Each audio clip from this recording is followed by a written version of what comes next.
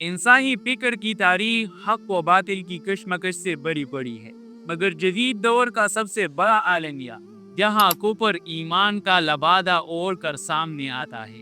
دہریت اور پرویزیت بظاہر دو مختلف راستے ہیں، مگر حقیقت میں دونوں انسان کو ایک ہی منزل کی طرف لے جاتے ہیں، اور وہ ہے خدا کی حاکمیت سے فرار۔ دہریت کلی لفظوں میں خدا کا انکار کرتی ہے، جبکہ پرویزیت خدا کو مان کر اس کی اختیارات سلب کر لیتی ہیں۔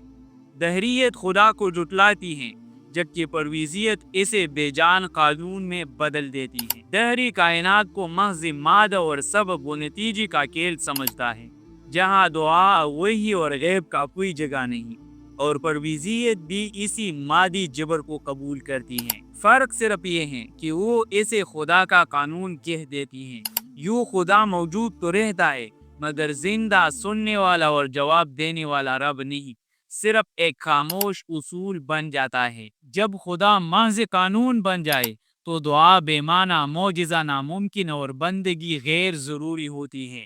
یہی وہ نقطہ ہے جہاں پرویزیت دہریت سے عملی طور پر جدا نہیں رہتی، دونوں انسان کو خوف خدا اور جوابدہی سے محروم کر دیتی ہے۔ اسلام جس خدا کا تصور دیتا ہے وہ نہ مجرد قانون ہے اور نہ فلسفیانہ مفروضہ، بلکہ حی و قیوم رب ہے جو سنتا ہے، فیصلہ کرتا ہے اور اپنے بندے کو اپنی طرف بلاتا ہے۔ خدا کو مان کر اس کے سامنے جھکنے سے انکار کرنا دراصل اپنی عقل کو معبود بنانا ہے۔ یہی دہریت کے صراحت اور پرویزیت کے نفاست کے ساتھ پیش کی گئی حقیقت ہے۔